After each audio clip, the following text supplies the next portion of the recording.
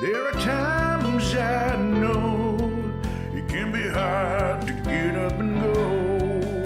You can always count on those beside you. When you're far from home, it can be hard to go alone. Bring a friend. Oh, bring a friend. When you're on that road, you can share your heavy load. Every day can be a new adventure. When you're far from home, it can be scary to go alone. Bring a friend. Oh, bring a friend. Leave to me question.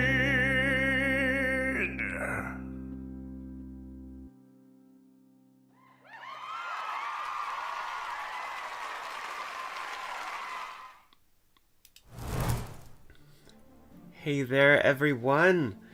Welcome back, LUQties, to this week's brand new episode of the League of Ultimate Questing Battle Axis. This is episode 104, if you can believe that, titled Archangel. How's everyone doing on this wonderful Monday? It is Monday. It is Juneteenth. Good stuff. Good stuff. We recently celebrated the birthday of one Mr. Law Johnson as well. So happy birthday, Mr. Johnson. And I saw that there was another birthday in the chat. So happy birthday, Boogeyman. And hello to everyone who made it. It's a pretty full house this week, and that's wonderful. Pretty fun little episode we got in store. I'm doing pretty good. I got in pretty late from celebrating with the boys, and so it kind of tanked my today. It turned into more of a rest day than a productive day, but that's okay. I'm also a little congested, but things are good. Things are good.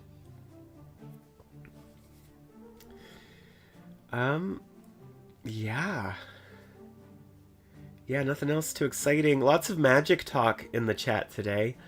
You know, I don't hate blue. My least favorite color in Magic the Gathering is white. And I hate life gain as a strategy. Just because it is, I don't know, for some reason, like countering and control is annoying, but life gain decks are the bane of my existence. And I hate it as a stall tactic because you can't win with life gain. It's just, I don't know, it's a very poor form of control, and I hate it. Yeah, that's right. We went out, we just, good company, good drinks. But I say that as, I haven't played Magic for a minute yet. Last time I really got into it was during the Forgotten Realms set, when that was out. That was really novel, and I played a ton of Arena during that time period. But I always play green, and I splash it with another non-white color. So I'll play, you know, green black, green red, or green blue, or occasionally a triple color. That's what I play. And it kind of varies by block. Like the colors sometimes feel a little different in different blocks. I famously, the last time I was really into the physical game, like really into it, the last time I was really into it, every time a new, set came out, I bought a booster box of it, and I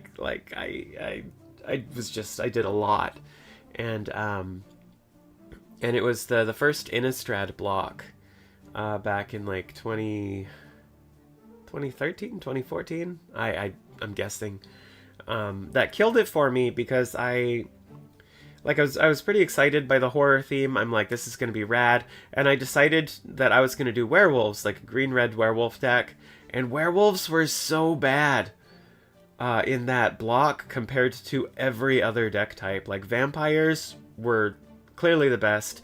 Humans even were pretty solid. Like, blue had its own mad scientist Frankenstein thing going. And werewolves were just so non-competitive. And I just tried to make it work so hard that it killed it for me. It took all the joy out of it. And I decided I needed a break, and I haven't picked it up since. I have not been watching the chat. I've just been talking. No, I've thought a little bit about Magic decks for the current cast. And it's kind of hard because so many satyrs in the Theros sets are red. And I just, like, I don't think Penelope is much of a red player, but I kind of want to make a satyr deck. Anyway, I've just been rambling, so I'm over time, so I'm going to get back to this conversation, perhaps afterwards, perhaps if you stick around.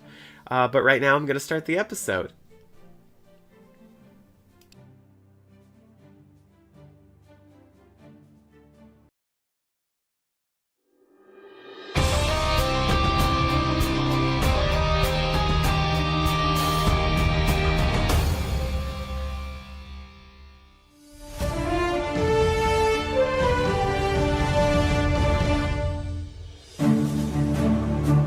Fallow Crown has confronted Halithon Orison Jr., and you could cut the tension with a knife.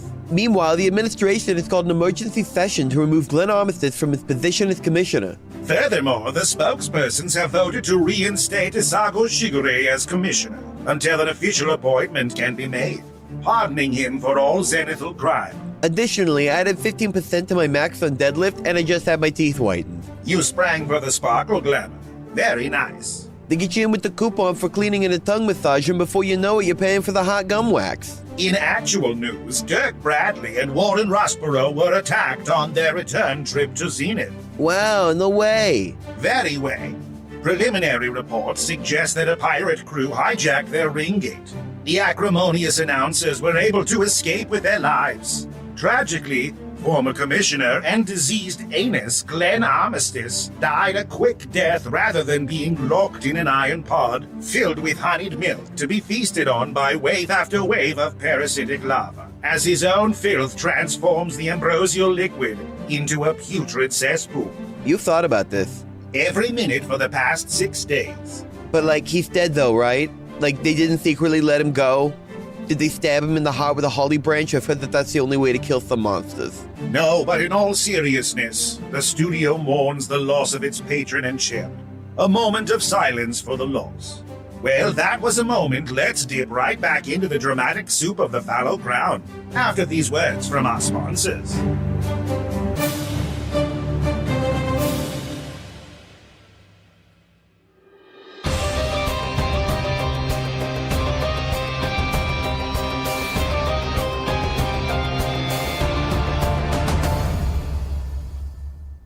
Gaspar draws the blades of the skeptic. Gaspar, you feel a sprinkle of water and a flurry of movement at your side, and Wusha is suddenly there next to you, holding his shard shield up and his spear in one hand. As you draw steel, Hal says a word under his breath, and his cape springs to life, billowing in an unseen wind, and he walks past you, out the door. Where the hell do you think you're going? He pauses, glances over his shoulder. She killed my hero, Wusha. I'm going to kill a god. Should we follow him?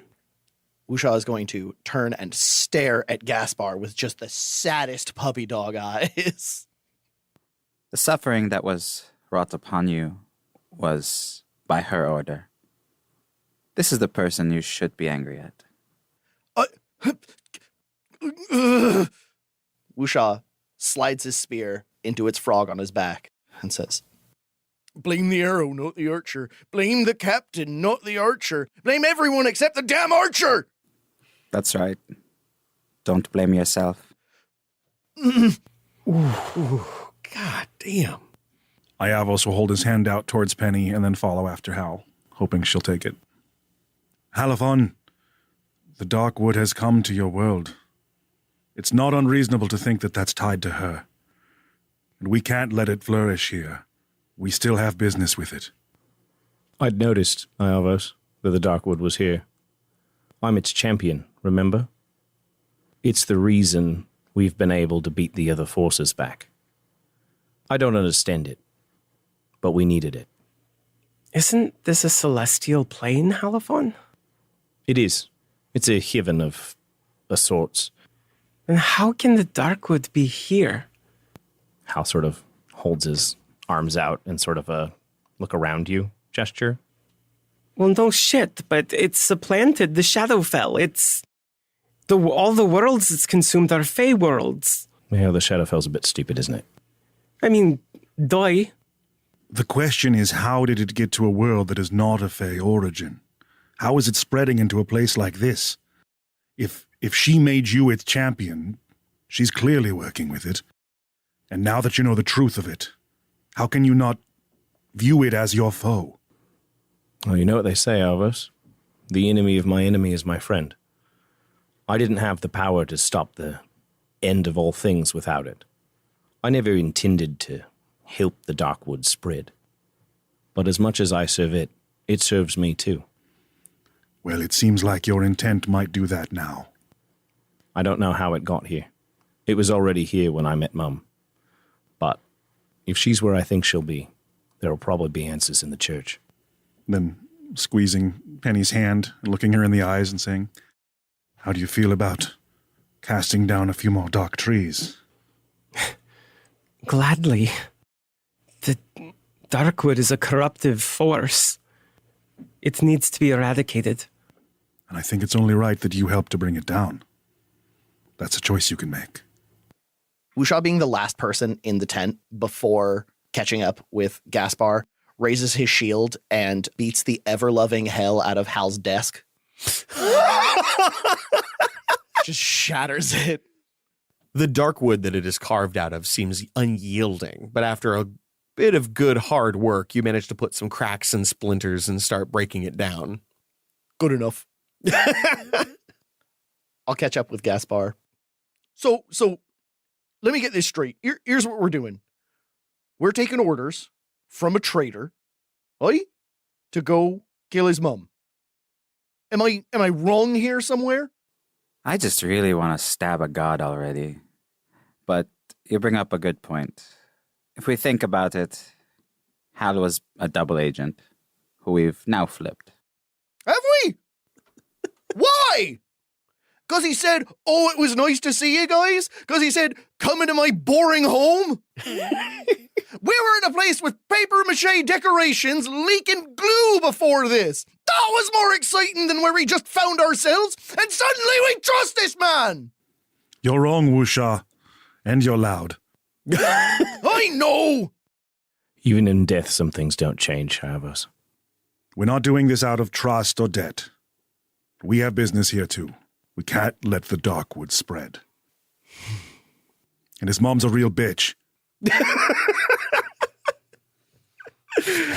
I'm on board for them last two. But only them. The chirurgeon approaches. General, orders, please. The men are restless. The readout is inches from breach. Good. What should we do? Hal reaches up, unclips his general pin, tosses it to the chirurgeon. Your job. And I toss him the pin. General. Aye, sir. Radiant columns pierce the overcast skies, raining golden light through the already gilded leaves of the Darkwood heart tree. Erupting from an ancient cathedral of Perselli bluestone. Root and branch reach out as though to envelop the world. Buttresses meet in pointed arches where the roof has long since collapsed. Iron-laden slate cobbles form an uneasy grid across the floor, split down the middle by the center aisle, the same jade green as the walls. The path reaches up through the cathedral to a flat monolithic altar nestled into the roots of the Darkwood, stained in the blood of ages long past. There, clad in shining plate, is Hamaliel, Archangel of Etheltoa, general to a long-dead army, ruler of the Ashes. Her hair is platinum blonde undercut, not unlike Halifon, as you once knew him. Her skin is sun-kissed and immaculate, rippling with thick cords of muscle. She is the warrior queen incarnate, save for her eyes, black as pitch, devoid of joy, lost to the abyss at the heart of the very tree she guards. She holds aloft a halberd that bears none of her grandeur. It is a simple thing, well worn but well loved. The haft leather bindings and fasteners have been replaced dozens of times, yet the memory of this utilitarian object shines through the years. This was your father's weapon. Sometimes I wonder, would he have attempted to strike me down if he knew what fate awaited him? I don't think so. Your father was a man who loved as fiercely as he fought. He would have done anything for me, except the one thing he was supposed to do. Well, I guess the apple didn't fall far from the tree, Mum. I'm here to disappoint you too. Have you come to kill me, Halafon Jr.? Spill your mother's blood upon the altar of eons? No, Mum. I've come to erase you. At first I was duped, you see. I eventually realized that the Darkwood preyed upon the fierce to get what it wanted. But now I understand. Now I've tasted the power of the creeping black. Nothing can stand in its way. You only delay the inevitable. All around you, the shadows crawl with unlife. Tortured souls cling to the roots of the Darkwood, lest the tattered remains of their souls slip away into the void behind the real. Many of the anguished faces are familiar to you, but one above all. The agonized rictus on the face of your oldest friend could almost be mistaken for a grin, if it weren't for his quiet, screaming eyes, locked in the wide, unending stare of the dead. I am eternal. You are not. I gave you what meager power you claim, and I can take it away just as easily. Your father was loyal and loving like a dog, and I put him down like one. He failed me, and now you fulfill the fate of your Mongol bloodline by doing the same. She levels the halberd at you and readies to charge. Roll for initiative.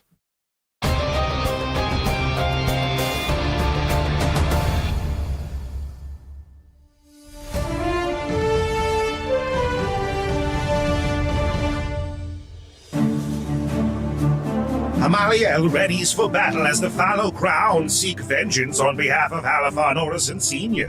What a nasty piece of work. I thought maybe she would play contrite and try to explain herself, but she went right for the jugular. I suppose the Archangel of War doesn't concern herself with courtesy or remorse. Look, I know she's not technically a god per se, but I can see her abs through her full plate. Do you really think a fistful of champions can handle this hot mama? They'd sure as hell better be, because there's no heaven for them to go to if they fail. So, should we talk about the news while we wait for the feed to buffer? I suppose so. Gonna be real with you, Paige. I feel bad neglecting the other teams. To be honest, you needn't be. Until administration has sorted their issues, the battle axis is closed for business. All off-world quests have been resolved, and many of the Axis teams aren't taking new ones until the Axis opens. What about other news? The shows and whatnot. Do you want to talk about the latest premiere of Player vs. Environment? I'm more of a survival chat kind of guy. Really? I never would have guessed. Their owls seem so cool. Exactly. He's all flash and no substance. Poppycock. I once saw him devour an entire cougar raw on scry. That poor woman. Not that kind of cougar. Yeah, sure. There's nothing cooler than horrible intestinal parasites. Why wouldn't you just cook the damn thing? Because it's cool. Safety first, Paige. You know that if you'd ever been to the Iron Church. I'm all about being tough and looking good while doing it, but there's nothing sexier and more loin-tighteningly rad than safety. If you say so, Sarge. I do.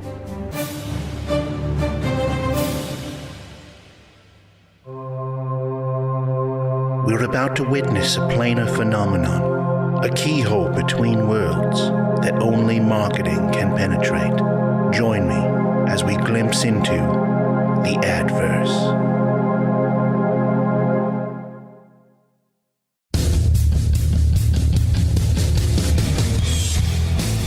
Bear Owls is an adventurer, not some NPC in a petticoat. Retired member of the legendary Terminal Phalanx. Turned League Scout. Bear Owls doesn't know the meaning of the word death save. Just look at him. He's a throbbing hog in the mud wallow. Look at these backflips. Damn. That's just like, wow. No way. I'm hanging over a 2,000-foot ice chasm. Below me is a swarm of Stygian sturge. Above me, a pack of yetis in mating season. What would you do? Bear doesn't roll survival checks. Nature makes us safe against him.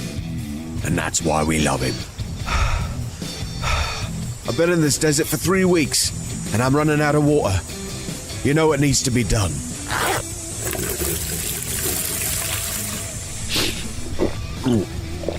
It takes a real man to face off against the wild, and bear owls can quaff my piss any day of the week. Player versus environment, Tuesday at 7, only on Quest.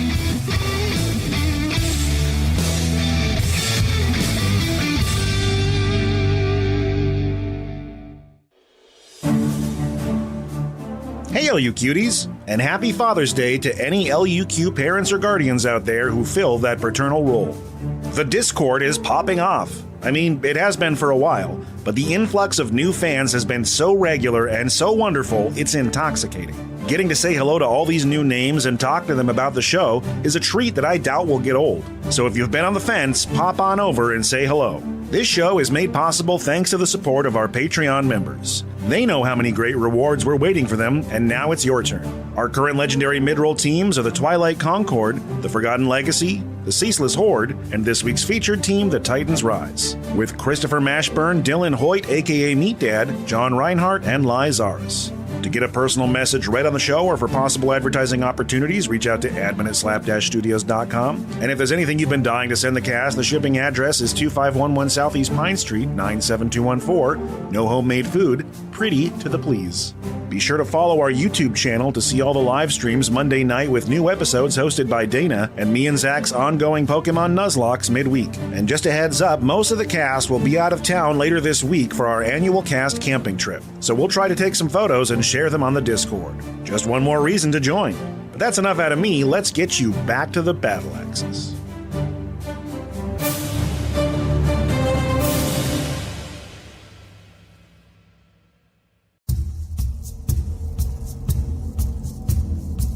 Shroud Esther always passes his survival check. With no food, no water, and no scry crew. This is the role of survival. Well, there's about a 12-foot wide ravine blocking my path.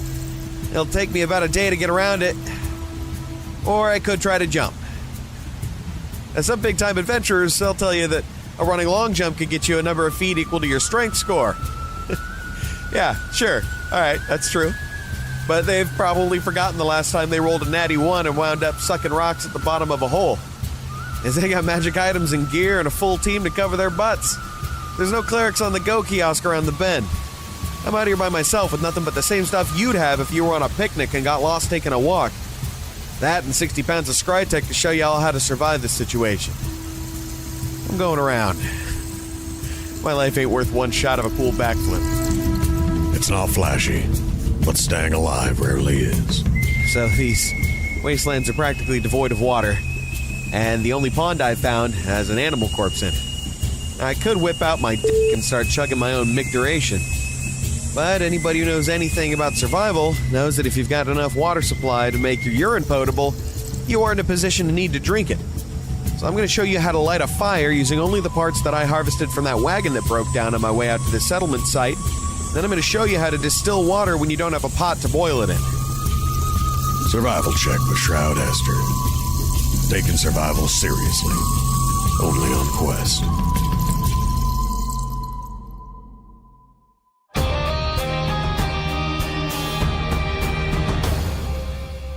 The battle with Archangel Hamaliel begins. But what did you do before you got here, knowing that battle was imminent? You each can have one thing, be that a spell or some other kind of preparatory action, to ready you for the battle.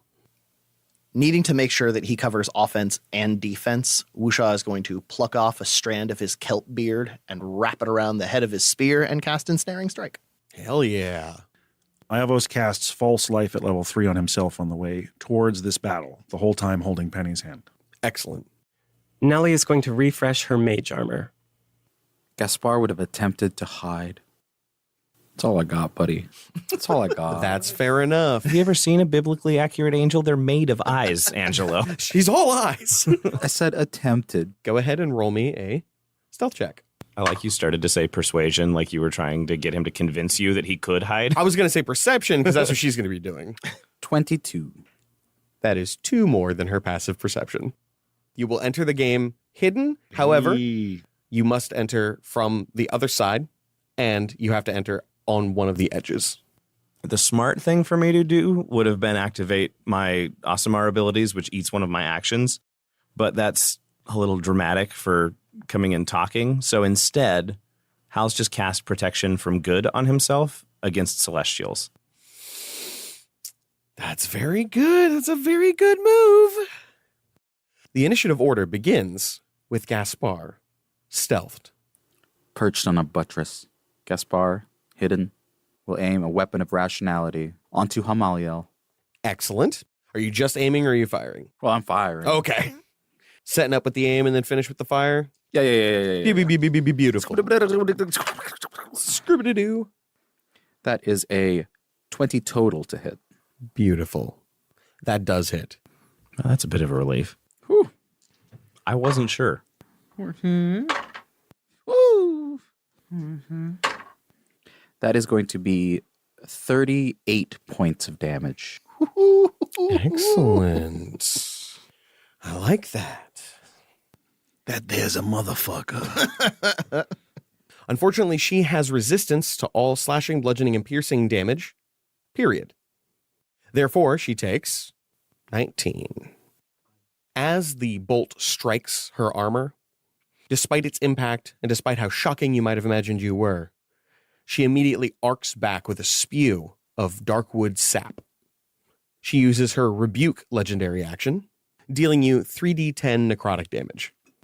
No save? Nope. Brutal. Thanks, Mom. It's in 3D. She only gets 3 of them, so, you know. That is 12 damage coming at you. 12. Save your petty parlor tricks. Additionally, because you both shot her and she was able to hit you with a rebuke, she knows exactly where you are.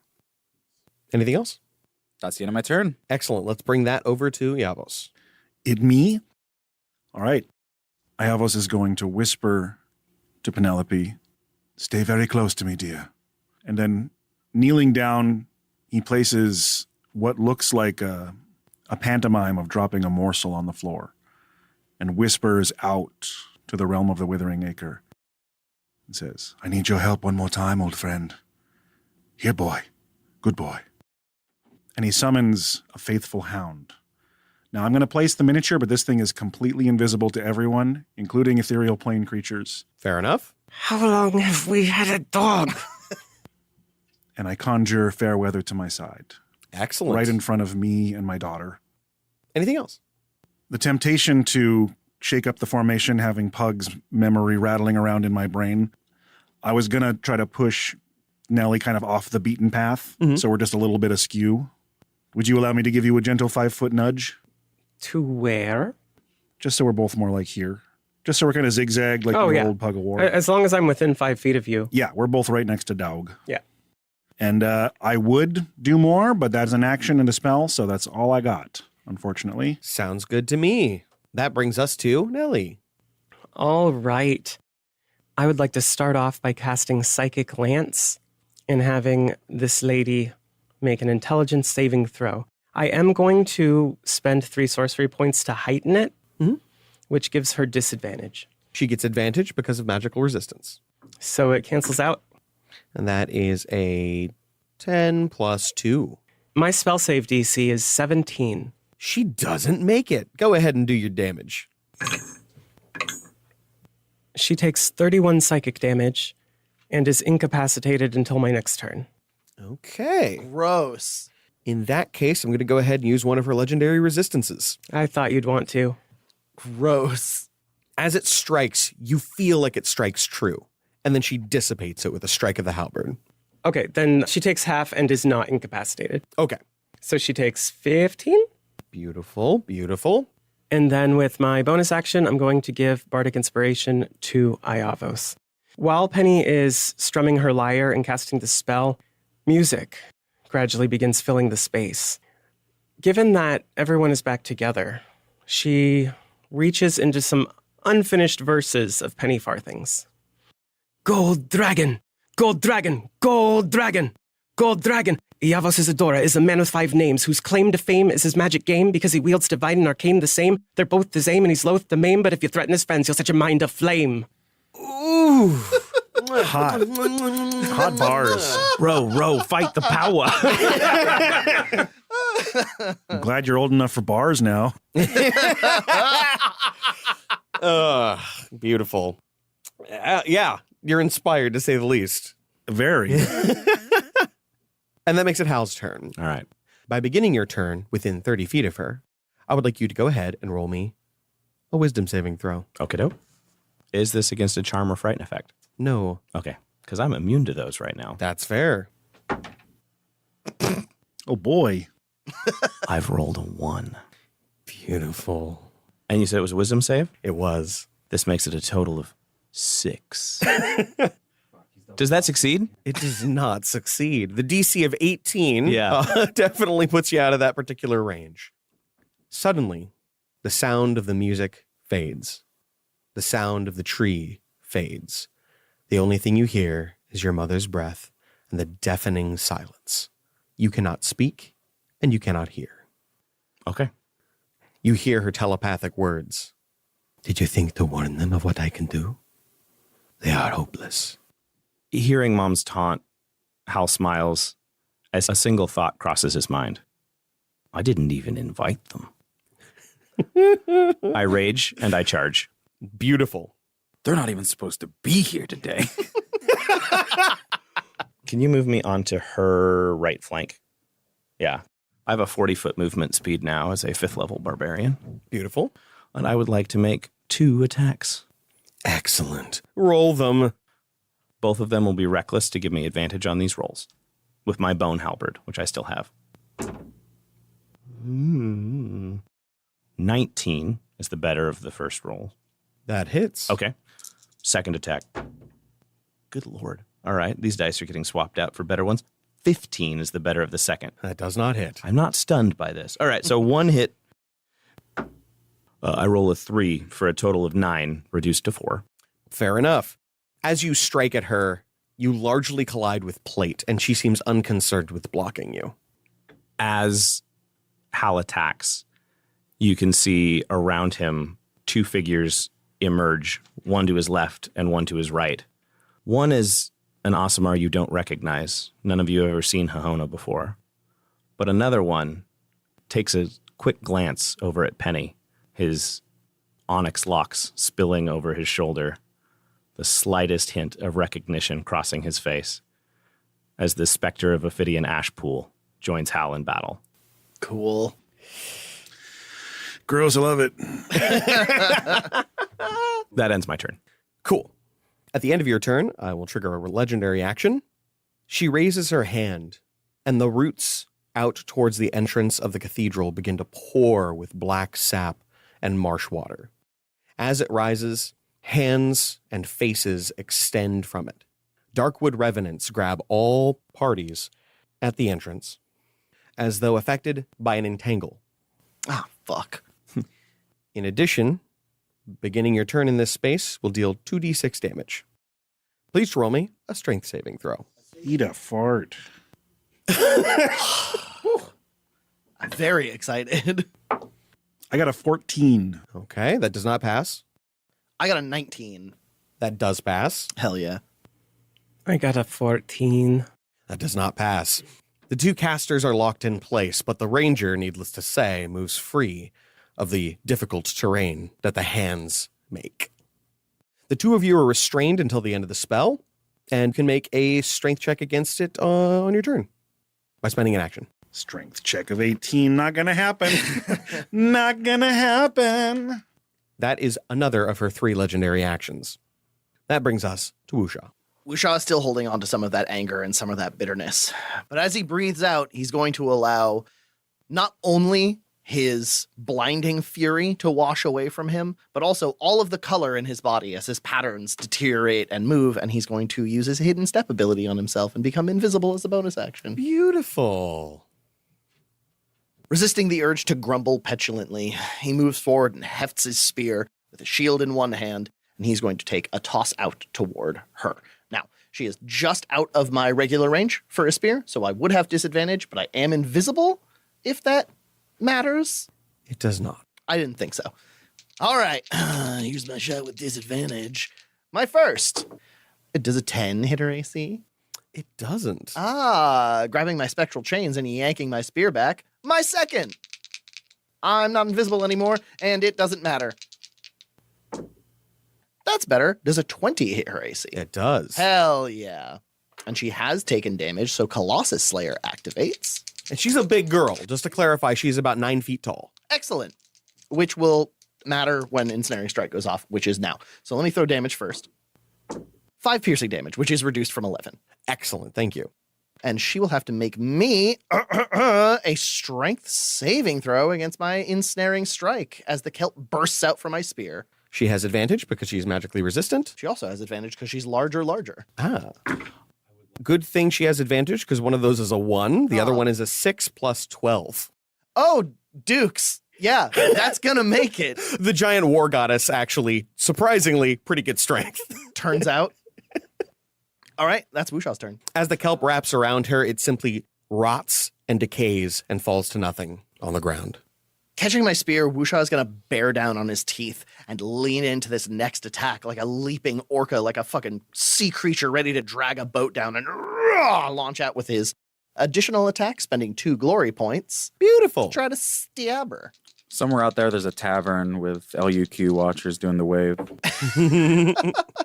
They should have waved harder. That's a 14. That does not hit. I didn't think so. Every time you throw your spear, she seems to just knock them away, and the one that does hit barely stabs through the chainmail beneath her plate. Great. She locks eyes with you despite your invisibility. The eyes of the gods see all. We didn't ask. She has 120 foot true sight. Oh, so you can see this. I have my middle finger out in my pocket. She scowls at you. She never has liked my friends. At the beginning of her turn, or rather, at the end of your turn, she is going to use her rally legendary action, which recovers 2d8 HP and gives her advantage on her next melee attack. That is 7. I did warn y'all, this is going to be a fucking barnstormer. Her first legendary action was to puke. Now it's to rally? Mm-hmm. Oh You my can rally. God. She is Hal's mom. We're here because we love you. You're lucky she doesn't have access to her other legendary action yet. Are we? Are we, Zach? Are you implying that this is a 2-stage boss fight, I have Zachary no idea what Marcus? you're talking about. Yeah, not a fan of that yet. Her halberd, already in ready position, strikes out like a viper at Halifon Orson. Halifon Orson's halberd strikes at Halifon Orson Jr. Does a... Yes. Does a 23 hit? It does. Okay, Yeah. cool. Just making sure. Normally, she would only get advantage to that first attack, but because you recklessly attacked, she will get advantage to all 3. Yeah. That is natural 20. That is not good. I was going to say, but it is double crit chance. Yeah. Uh-oh. And another hit. Okay. Okay. I'm raging. That is very helpful. That is very helpful. Some of this damage won't be as bad. Yeah. All right, let me just do some. You know what? I'm just, for big rolls like this, I'm just going to go ahead and take the average. Okay. Good idea. So she does 23 damage with the first hit, Okay.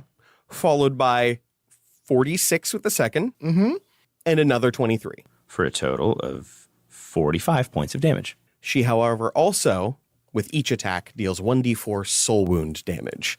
Oh! 1, 3, 2. That's 6 soul wound. Gross. I don't know what that is. Exactly. Okay. As she strikes you, the profane energy of the Darkwood spills into your blood. You can feel yourself growing farther and farther from life, and more importantly, farther and farther from the 2 spirits that you've just summoned. Your soul is beginning to crack. Okay. For those of you who forget, soul wound damage lowers your maximum HP by that amount effectively. In reality, what's happening is that wound can only be healed by taking a full rest, and more importantly, it can only be reduced by a hit die roll. So you have to spend those hit dice, and you don't get those hit dice for that day. That was her action. That was half my health. Gross. Mm-hmm. Gross. On her first turn. Oh, boy. Okay. Unfortunately, her only bonus action is something that requires legendary, and she doesn't have that until next round. So instead of doing anything else, she is going to launch into the air, and her ability, modified flyby, prevents attack from opportunity when flying. She rises to the rafters and flies directly to Gaspar. I did see that. That brings us back to the top of the initiative with Gaspar. Good, because it distracted you from this. Skeptic's dagger. Yeah! Hey! Oh, damn. Beautiful. There's no sneak in this. Not even a little. Oh my God. All right. Just to clarify, she's flapping with wings. Technically, at this point, because she doesn't have hover, she's kind of like clinging to the rafter next to you. Cool. Gaspar, being somewhat isolated up on this buttress, will do the unexpected. I'm going to tackle her and try to grapple. Oh, shit. Hell yeah. All right. Hell yeah. You did hear high strength, yes? I heard high strength, 9-foot-tall mommy, yes. Okay, cool. I can't blame you, dude. I have lost blessing on this. For clarification, she is a large creature, not a huge creature. That's mostly to reflect the size of her wings. Cool. But I am just trying to get her down to the ground. Agreed. Yes. Roll it. I believe in you. That is a 27. Wow. Okay, so basically you leap onto her and try to like kind of pull her down from the rafters. And I'd say with that roll, you were successful. She is now grounded, and so are you. Amazing. Do we both fall 20 feet? You do. How? Yeah. How painful is that for me? If I remember correctly, it's past 10 feet is 1d6 per foot? Per 10. Per 10 feet, okay. You are both going to take 2d6 damage to reflect the 20 feet fall. That is 9. Noted. Nothing resists fall damage. Not even Rakshasas. I'd also like you to roll me a wisdom saving throw. How dare you? You are beginning your turn in her aura of silence. I forgot to have you roll that before. That's my fault. There's a lot to remember on this motherfucker. That's 14 minus 1? That does not do it.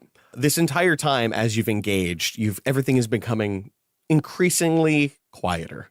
And now, only silence. Your favorite terrain. All right, then I'm quietly grappling Hal's mom. That's the end of my turn. In front of him, dude. Look, I got a weakness for 9-foot mommies. I can't. It makes sense. Especially if they're strong. It's what my character would do. All right. What I would do. All right. Go ahead and take your turn, Yavos. Okay.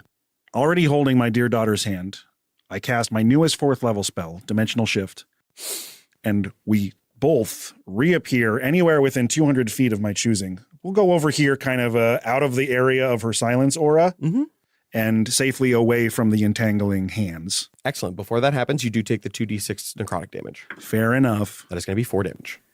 Well, my false life takes it anyway, which is fine. My dog cannot move. Once I summon it, he is stuck where he's stuck. Nothing can hurt him, and he's barking like crazy. And if anyone goes near him, he's going to fuck him up. But I'm going to use 3 points of glory to, while we appear, release my father's greatsword and say, getting real sick of having to fight moms. And it will fly towards her, and it has the range to reach her. And I'm going to cast Spiritual Weapon at 6th level. Gross. Ooh. That's disgusting. Who doggies? And it deals force damage. I love it. So it's going to strike her. Sounds this good is to my me. bonus action. 29. That does hit. No, I think it's a little high, but it's 27. 26 points of force damage. Excellent. That is not reduced. Your spiritual weapon, the embodiment of the Father, seems to strike her ever harder. She seems to react harsher to it. And as it strikes, you notice that the halberd she wields seems to almost vibrate intensely. Look closely, my daughter. We are witnessing a father's love versus a mother's hate. That makes it Nellie's turn.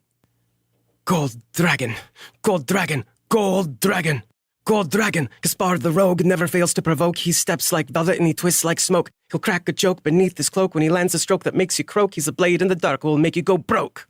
Woo! Gaspar, go ahead and take a bardic inspiration. Damn.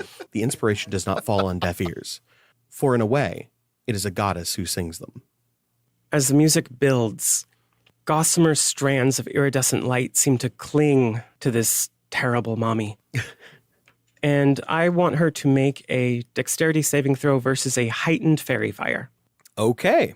That gives her disadvantage. Which will cancel out her natural advantage from magic immunity. And I do want everybody to know I have a very good relationship with my mom. I get it. I get it. You're looking at the game and you're thinking, Zach, you good? Great relationship with my mom. I love your mom. Also, for the record, my mom in real life is also nothing like this. She's just direct inspiration. Yeah. However, my mom is the literal ocean. So That's fair. I was going to say, my mom's fucking great. She's like Calliope, yeah. That is a 3 plus 3. Hooray. Bitch, you fairy fired. The energy that seems to be collecting around the halberd has now joined with your iridescent fairy fire, and she is a light. And Gaspar, did you succeed in your saving throw? That's 25. Beautiful. And is that your turn? That is my turn. Beautiful. Halifon, it's all down to you. all right. Not really. There's a lot left. Yeah, it's going to be a while. Do I take any new effects from still being in her aura, or am I still just deaf mute? Because you are still within 30 feet of her at the beginning of your turn, you are no longer deafened, technically, but please roll me another saving throw to see if it happens again. Okay. Well, I literally can't roll worse than last time, so I could roll as bad, and I didn't. I thought I did for a second. It's a 7, not a 1, but that's only 12. That's not going to do it. No. For a moment, you can hear a muffled return of sound, only for it to disappear again. All right. I'd like to move to the Queen's southmost edge of the map, closest to Zach. And as my action, Hal draws his hand across his halberd, and his celestial soul flares to life as radiant wings erupt from his back. His eyes darken, his tattoos glow, and I gain the benefits of all the Aasimar subrace abilities. Excellent. No one is currently within 10 feet of me to become frightened. However, I now have a fly speed. As a bonus action, Hal is going to slam his halberd into the ground to make a loud noise and draw a burning line in front of him across the altar as a champion's challenge to his mother. Okay, explain to me how that works. It is my channel divinity action as a paladin, which I don't think I've ever used before. I believe she has to make a save. Yeah, she needs to make a wisdom save, please. She succeeds by a wide margin. Okay, all right. Then nothing happens. In a language without words, you carve a challenge on the altar, and she does not respond. This is her domain, and she goes where she pleases. Okay, well, that was my setup turn concluded. That brings us to Wusha. I believe Wusha is within 30 feet of her. Do I have to save against the aura? You do. Fantastic. And you said wisdom? It is. Oh, poops. I rolled a 1. Oh, to poops. Stop. I score a 3. You're just standing there like snapping in your own ear. Wusha understands that he doesn't need to hear things to kill them. The sea is a loud place. You ever heard a giant squid? Exactly. Yes. Wusha is going to turn toward Battle Mama and drop his spear, letting the ghostly chains behind it drag it behind him. As he walks forward, he's going to reach to his back and grab a very inaccurately named weapon, a haft of wood with a big cup on one end, and the other end, a sizzling, glowing pickaxe, as he takes his kickaxe into his hand, which is not how he's used to using it. Perfect. Wusha is going to run up on her and drop his kickaxe on her a pair of times. Excellent. That is a 26 versus her AC. That hits. Excellent. Okay, so this is going to do 2d8 piercing damage and 1d8 fire damage. Okay. 7 piercing damage, which is cut in half from 15. and 3 fire damage with the first. So 10 total. Excellent. And the second. That is a 21 versus her AC. That also hits. Fantastic. Another 7 piercing damage divided from 14. And 4 fire damage. Total? 11. Thank you. Anything else? No. As you strike her with the kick-axe, parts of her armor begin to sunder under the impacts. Though doing no fundamental damage, the look of shock on her face is palpable. Wusha mouths some words, but nobody knows what they are. That's normal. Standard. And that brings it to Hamaliel, who has not used any of her legendary actions. I had noticed that. I was a little worried. Shit, dick. Shit, Dick. Because I didn't attack her on my turn, she no longer has disadvantage from my guardians. Radical. Yeah, I know. It's unfortunate. Very good. Yeah. So have fun, Zachary Marcus. She just gonna like walk this way? Just She considered moving towards the dog. She uses her whole turn to pet the dog. You know, in Celestial, she just says, let's fuck this dog. And then Good thing no one can see it. She just starts crawling desperately. Must pet the dog. So, as Hamaliel's turn arrives, she tries to break the grapple with you. Go ahead and roll me a contested strength. 22. She attempts to break the grapple with you, but you're just too goddamn slippery. You both tie at the 22, and so nothing happens as far as that goes. But that is not her only action. She's going to make an attempt to shove you using one of her 3 multi-attacks. The first one is a 22. I've also rolled a 22. Motherfucker. All right. Second attempt. That's better. That's a 29. That's a 25. Excellent. So for her second of 3 attacks, she shoves you off of her. How far can she shove? 10 feet, unless you want to give her really strong arms. I would say an extra 5 feet for every 5 strength you have above 10. So I'm going to give her a solid 20. Wahoo! Actually, she's not going to be throwing you that way. Oh, no. She throws you at the wall. And I'm going to treat this as if she was simply punching you, doing a D4. And because she's large, she's going to do 2D4. That is a 3 and a 2 for 5 damage. Plus her strength, which is 5. you shoved. Oof. As you collide with the wall, the impact is overwhelming. The ancient stone is unyielding, but your body definitely is. So not only does she knock me into the wall, she knocks my soul so hard it's shoved out of the body. Jesus. Uh-oh. Okay. My body currently no longer can maintain itself, where the deep cuts that were filled in with my soul strings have ruptured, and my life essence is now uncaged. Crushing. Yikes. Hal makes a noise of shock and horror at witnessing this, but being mute, it doesn't actually create any sound. Give me a quick perception check. 12. You scan the roots looking for any body that might suit you. At 12, you do not find one. The dog? Exactly what I was thinking. I can't see the dog. Oh, no. It's invisible. Even to ethereal creatures, it specifies. You basically have an imaginary dog. Yeah, no one believes it's there until it rips their arm off. Beautiful. Okay. Her third attack would have been at you, but she suspects you're dead now because she's always been capable of seeing one's soul. Instead, she uses half of her move to stand up and strike at Wusha. Uh-oh. Not a great roll, but still enough, I think, at 20. 20 is my AC. Okay. Yeah. That is 17 damage. Ow. And then on top of that, you'll be taking 1d4 soul damage, which is 2. Ow. But now that she is stood and free, she is going to use all 3 of her legendary actions to give her extra attacks.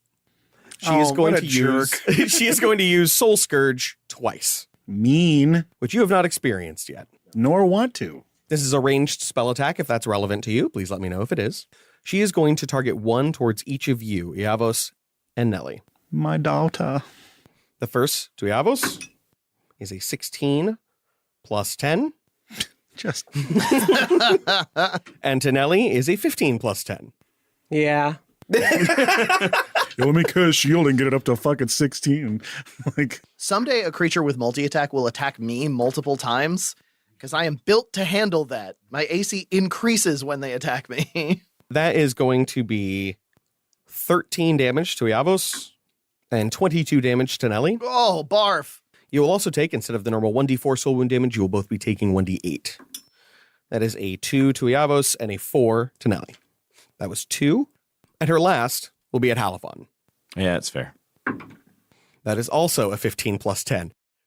The girl hits. God damn. 15 plus 1 would have. So. And you will also take 4d10, which is holy shit. That was a 5, 5, 10, 10. So that's 30 damage. Okie dokie. And then 3 soul wound. Okay.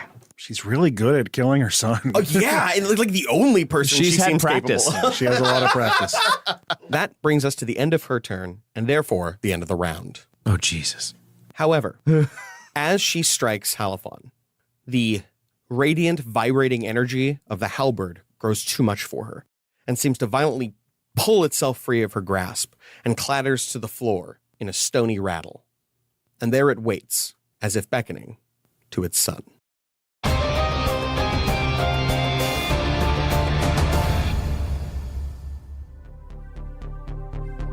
Abusive aberrations, fraudulent foragers, indecipherable inheritance. This is Major Image with Aspen Vancaster.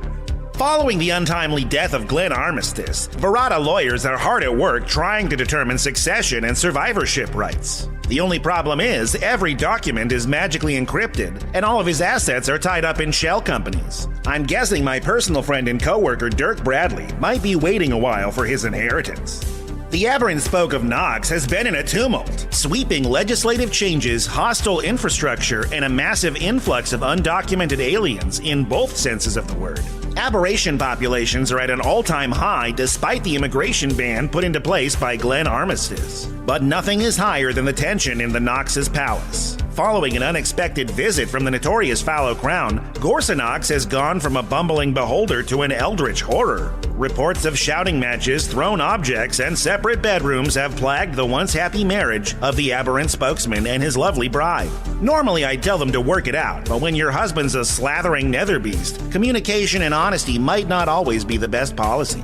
Bear Owls can't seem to survive his recent press barrage after one fan of the show, Player vs. Environment, horribly injured himself emulating the intrepid adventurer. Since then, 9 other would-be survivors have reported being paid off by the Owls' estate to keep their stories quiet. The primary prosecutor in this class action suit was quoted saying, "There was a moment I realized, oh shit, I'm not a legendary ranger, I'm just an idiot." He went on to explain that he only survived his ordeal by following Shroud Hester's advice from an episode of Survival Check that he left on after watching Player vs. Environment, because he, quote, couldn't be bothered to change the channel. Despite his assertions of legendary status, Bear Owls left the legendary Team Terminal Phalanx at champion rank due to personal reasons, and never achieved legendary status. Local reports say Bear has a full camera crew with him at all times, that most of his shots are staged, and almost all of them are within 3 miles of a Best Western and Dern Goodgrub's Full Plate Diner. Guess Bear Owls should concern himself with player versus lawyer. This has been Major Image with Aspen Vancaster.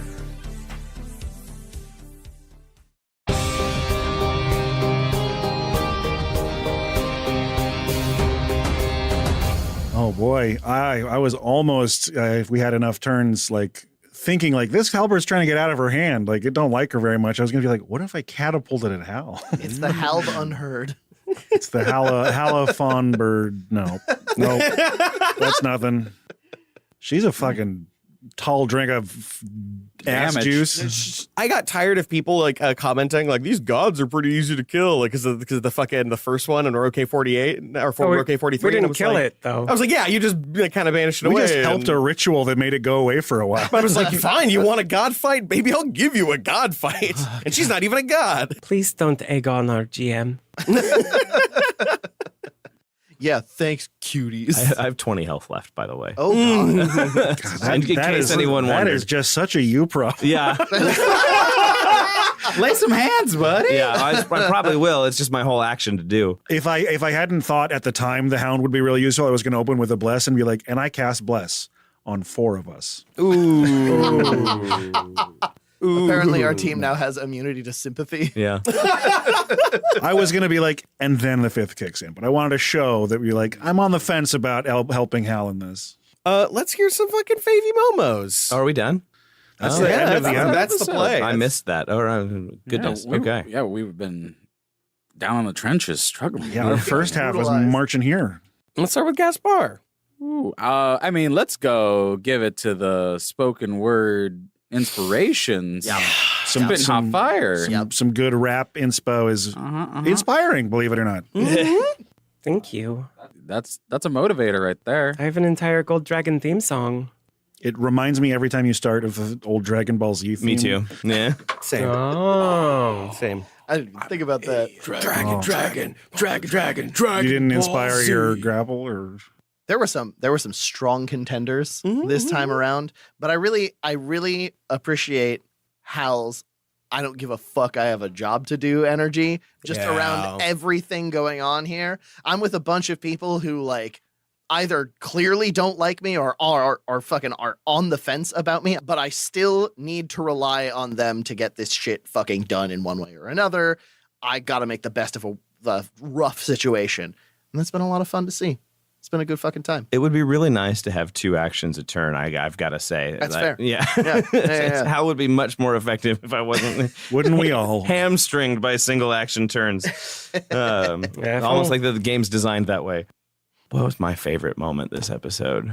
Just with, I don't know. What are you doing, Obi? It's been I think I like finally getting to confront Hal's mom. Actually, it's going to feel real nice either to be murdered like she's wanted to do my whole life, or potentially emerge victorious. Either way, closure. Or she kills me and then you guys kill her, and Hal never knows that happened. Right. Closure. Yeah. Kind of tragic. Okay. Dana? If only there were a system that gave you 3 actions per turn. My favorite line is definitely like, I didn't even invite them.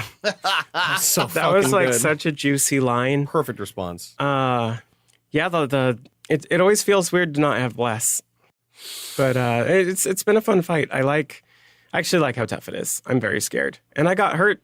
I wanted to carve out enough time. I really did. I was like, I feel like we just keep our combats a little too tight. I want to lengthen this one out a bit. I got the shot. Your body. I think my Favy Momo is a 2-parter, beginning with Gaspar flipping her off. Oh, that was so good. and then just getting a big handful of 9-foot mommy in that grapple. Yeah. Because like while grappling something that big seems scary, I also feel like grappling something with wings would be not that hard to take them out of the air. Like even if it's not that big, they're grabbing your wings. That's got to be rough. But either way, you got in the mommy zone. I was actually going to say my favorite moment is also my most hated moment. I do not like 5th edition. I just don't. Let me rephrase. I don't like D&D, but specifically, I don't like 5th edition's rules on grapple. And literally, y'all didn't hear this, but there was like a solid 10 minutes of this recording that was just me being like, okay, I'll do this. And they're like, that's not how grapple works. I'm like, you've got to be fucking kidding me. So finally, I was able to find some solutions. But ultimately, what I'm trying to say is that was a fucking clutch play, and the fact that you have expertise in athletics pisses me off to no fucking end. It's also the skill for like climbing, not just acrobatics. So I was like, okay, that's a roguey thing to do. Yeah, no, that's it was a rock solid play. Gaspar actually has a higher athletics bonus than Hal or Wuxia. It's true. 100%. And one of the reasons I kind of like 5th is because I can take a fat dump on those stupid grapple rules and make them make sense turn by turn. Correct. I honestly would, if I had a solid sense of what I wanted to do with them. I just didn't have anything in my pocket, and I'm not gonna say fuck you to your guys' rules and then not have a solid set that I can pull on consistently. That's fine. We just rules grappled a little bit. Yeah. I will probably go ahead and come up with some codified rules for grapple that I like and use those as a thing. But for now, let's not worry about that. Zach's gonna make us all watch like just a ton of MMA videos. Oh my God. It was DJJ. I totally would, but mostly just for fun. Anyway. I would like to thank Bree for this fucking believably gorgeous mouse. It's beautiful. So It's got some It's great shading so work from the branches. I like that. good. It's so good. I absolutely love it. I also really want to thank Sam for this episode and likely the next episode for, again, I'm so sorry. It's over an hour 40. That's like, we're trying not to do that. But we're Combat getting heavy. better. And combats are easy to cut, though. It's all just Yeah. a bunch of bullshit between things. They're just usually long. Exactly. And honestly, again, Michael, I really appreciate you being here and making the effort and doing your thing. And this is fucking rad. And I'm really curious to see how y'all handle this because I'll tell you right now, the outcome to this is in no way planned. And it genuinely will come down to what makes the most sense and what happens in the rules. So Zach says that he appreciates me being here, but he's also got me 80% dead in 2 turns. So yeah, sorry about that. Except not really. After you've done that to all of my goddamn boss fights, I'm okay with it. I'll fucking live. And until I finally kill Hal, we wish you luck.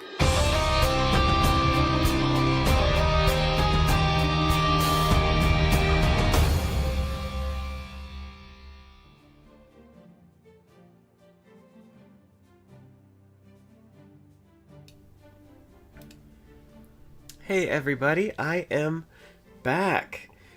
Yeah, straightforward episode. I'm not sure anyone's gonna have any questions, but it's a fun one. And upon re-listening, because I definitely like Nellie's action economy has so many options that often I don't like give the table my full attention in between turns because I'm thinking about what I'm gonna do. But listening back to it, I think my favorite moment was like Gaspar flipping the bird. It was just like on the spot and like so good, so quick.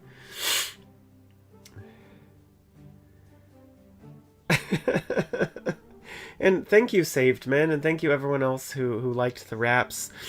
So it's kind of funny. I started writing the Gold Dragon rap like very early in the season, and then I didn't finish it until like well after we were the Fallow Crown, but I went ahead and finished it.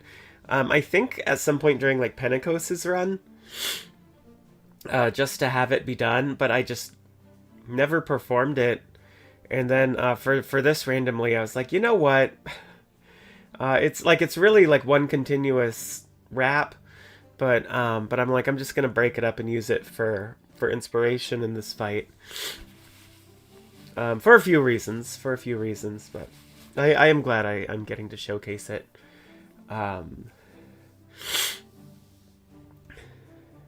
Yeah. So that said, there are more verses to it, but after next episode, I'll post it in bonus content if you want. That would be a lot of fun. I was actually listening to it. I'm like, I was a little nervous when I did these bars because it's not as smooth as I kind of hoped it would be, but that's okay. I have actually like finally gotten around to taking all of Penelope's poetry for the entire season and put it, like, formatted it into a PDF. So I'll share that when the season's over, because a few people have asked for that, and so I've was working on that a few weeks ago. Still congested, I apologize. But yeah, for Magic the Gathering, like I was saying, I've never played Commander, but I really want to make like an Alicia who smiles at death, like Mardu Horde Commander deck. I think that would be fun. I think that's red black.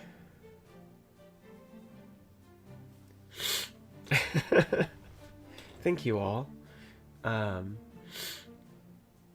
But yeah, I'm not a big Lord of the Rings fan, but the Lord of the Rings set is super cool. I'm not gonna collect it, but if y'all didn't know this, so occasionally Magic does card arts that like are continuous across multiple cards, like they'll have like a half and a half to like a battle scene or something.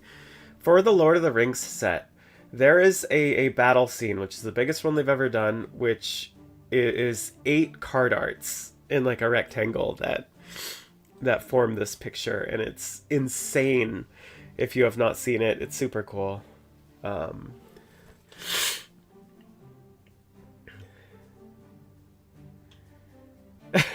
Yeah, Zach hates magic. No, I'm a big Alicia fan. I like the short story that was about her back in the day. And yeah, she's Mardu. And I can't remember all the other Mardu cards though. Oh yeah, I saw it in a TikTok recently. I didn't know about it. I can actually share that in the Discord. I'll grab that TikTok and I'll share it. I'll share it in games after this, so you don't have to go hunt it down. But I just thought that was cool. And then like a lot of the artwork and stuff is just pretty killer.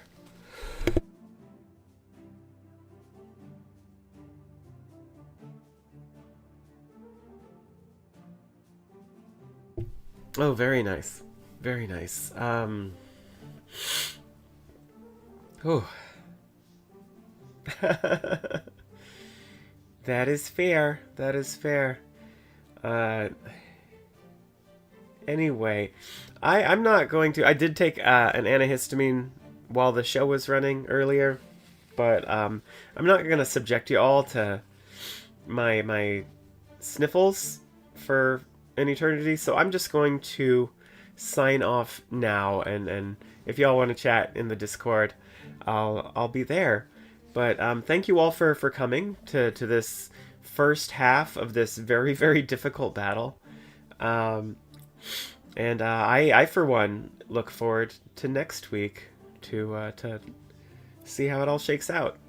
So thank you all so much for listening on this chill Monday. Have a fantastic rest of your week, and until next time, we wish